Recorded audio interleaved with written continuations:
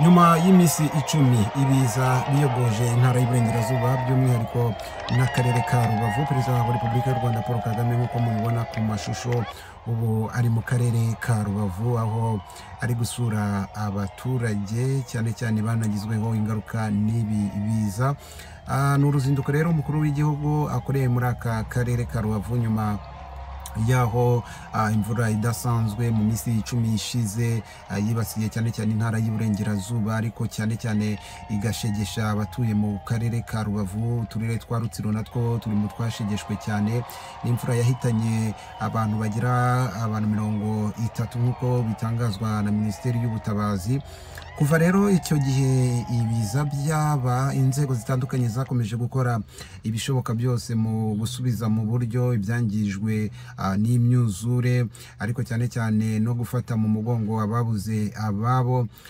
Perezida wa Repubulika y'u Rwanda Paul Kagame rero akabaje muri aka karere ka Rubavu haciye iminsi mike. Minisitiri w'Intebe w'u Rwanda nawe asuye aka karere ka Rubavu ndetse akanifatanya mu muhango wo gushyingura bishwe n'ibiza.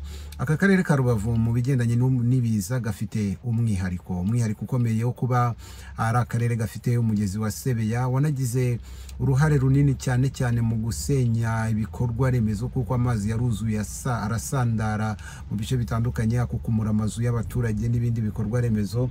Ibi rero nibyo byatumye aka karere ka Rubavu kagirwaho ingaruka cyane cyane n'ibi bigendanye n'imyuzure. Perezida wa Repubulika y'u Rwanda Paul Kagame rero mu byo yasuye muri aka karere ka Rubavu akaba yabanje gusura kuri Orphelinat Noël de Nyundo.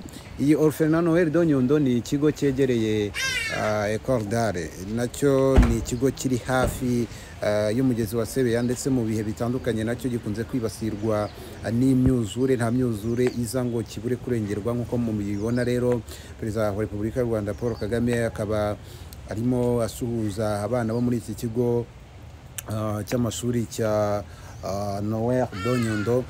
Ibigo rero byegeranye n'iki kigo birimo Petit Séminaire de Nyundo, bikamamo icya lycée ndetse na Ecole d'Art, nabyo byangijwe bikomeye n'imyuzure ikomoka kuri uyu mugezi wa Sebeya. Hose rero perezida wa Repubulika y'u Rwanda Paul Kagame yahageze yirebera ibyabaye. Nk'uko mubibona yanamanutse kuri uru ruganda rw'icyayi rwa Pfunda. Uru ruganda rw'icyayi rwa Pfunda ruri muzibasiwe cyane cyane n'imvura iheruka kugwa, kuko narwo rwarashwanyaguritse ndetse rurangirika bikomeye ku buryo niyo ubibonye bigaragara ko bizatwara igihe kitari gito kugira ngo ubuzima muri uru ruganda rwongere gukora. Perezida wa Repubulika y'u Rwanda rero yarusuye, ndetse nawe nk'uko mubibona niyo yitegereza urabona ko nawe mu maso agaragaza ko ibi bintu bisa nk'ibyangiritse cyane, ku buryo ubona ko nawe bimuteye kwibaza byinshi byakorwa kugira ngo ibintu bisubire mu buryo. Aha rero kuri uru ruganda rwa Pfunda arahavuye, akaba ageze ku kigo cya College Nyemeramihigo. Kuri iki kigo cya College Nyemeramihigo rero ni naho hari site yateguwe, hashyizwemo abantu twayita nk'inkambi yacumbikiwemo abantu bagizweho ingaruka n'ibiza, benshi amazu yabo agasenyuka. Benshi rero bazanywe kuri iyi nkambi, niho perezida wa Repubulika y'u Rwanda Paul Kagame asanze aba baturage kugira ngo abaganirize, ndetse yanabaganirije, ariko cyane cyane ababwira ko yari abifite ku mutima wo kuza kubareba ngo amenye uko ubuzima bwabo buhagaze, ndetse anirebere icyakorwa kugira ngo ibiza bikunze kwibasira cyane cyane aka karere ka Rubavu ntibikomeze gutwara ubuzima bw'abahatuye. Abaturage muri rusange rero basabye perezida wa Repubulika y'u Rwanda Paul Kagame byinshi birimo kuba hashakwa igisubizo cyane cyane ku begereye uyu mugezi wa Sebeya, ukaba wabungabungwa ku buryo utakomeza kugira ingaruka ku baturage. Ariko by'umwihariko bamushimiye ndetse bagaragaza imbamutima zabo z'uko bishimiye cyane kuba yabasuye muri ibi bihe, bagaragaza ko barimo bitoroshye. umukuru w'igihugu rero nawe akaba yijeje abaturage ubufasha bwose bushoboka, ndetse hari n'ababyeyi bamubwiye ikibazo cy'abana babo bataye amashuri cyangwa se bashobora kuzagorwa no gusubira ku ishuri bitewe n'uko byinshi mu makayi yabo yarangiritse, ariko n'ikibazo cya Minerval. Ababyeyi basabaga umukuru w'igihugu ko ibigo by'amashuri byazihanganira abana babo badafite Minerval bakabasha kwiga kuko nabo batorohewe. Icyakora umukuru w'igihugu yamwijeje ko icyo ari ikibazo cyoroshye, hazabaho kuganira, niba nabyumvishe neza bisaba kuzaganirwa n'inzego hakarebwa uburyo ki abo bana bakoroherezwa ariko bakiga neza. N'uruzinduko rero rwa rutegerejwe n'abaturage batari bake hano mu karere ka Rubavu, ndetse banashima uko leta yababaye hafi kuva ku mukuru w'umudugudu kuva ku muturanyi kugera ku mukuru w'umudugudu ndetse kugeza no ku rwego rwa perezida, bakagaragaza ko ubuzima bwabo butatereranwe.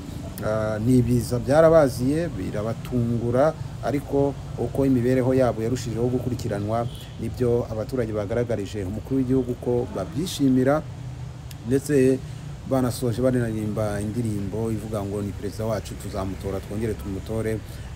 Ku maso wabonaga ko abaturage bishimye cyane kubona perezida. Mu buhamya bwatanzwe n'umwe mu babuze ababo muri ibi biza, ni umugabo wari ufite umwana.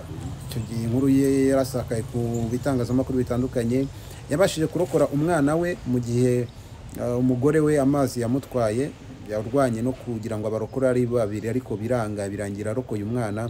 We yashimiye perezida wa Repubulika y'u Rwanda Paul Kagame, ndetse rwose anamubwiraga ko yifuzaga kumubona nubwo amubonye mu gihe cy'ibiza, ariko nabyo akaba yishimiye ko umukuru w'igihugu aje kubareba, akaza kureba abaturage be uko bameze.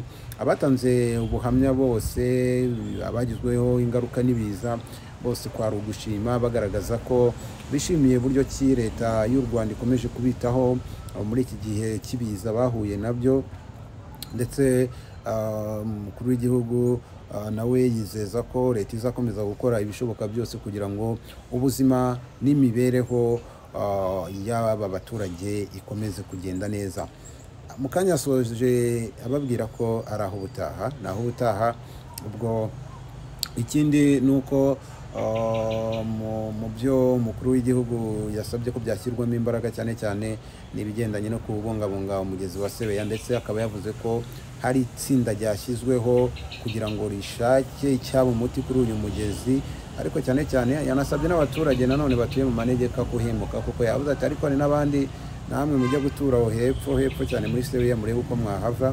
Igisubizo rero ababikurikiranira hafi n'ubundi bakomeje kugaragaza nuko abaturiye cyane cyane uyu mugezi wa Sebeya bakwimurwa, cyane cyane ko mu bihe bitandukanye wagiye ugira ubukana ukuzura ndetse ugakukumura amazu y'abaturage, ubwo bidasize n'ubuzima bw'abatari bake bagatikiriramo. Rero ibitekerezo bya benshi biganisha ku kwimura abaturiye iyi Sebeya, nubwo bishobora kuba byatwara amikoro atari make, ariko nanone igihugu kigaragaza ko umutungo wa mbere igihugu gifite ari abaturage, kizakora ibishoboka byose kugira ngo cyite kuri ubu buzima bw'aba baturage begereye umugezi wa Sebeya. Niba ari ukubimura bakazimurwa, ndetse niba hari n'ubundi buryo bwakorwa bwo gufata ariya mazi nabwo bugakorwa, ariko umuturage akabaho atekanye. Nuko byari bihagaze i Rubavu. Tarakanda subscribe nawe ukamenyetso k'umutuku kandi subscribe, naho ubundi amakuru yo azajya kugeraho 5 kuri 5. My name is Didas. Keep watching.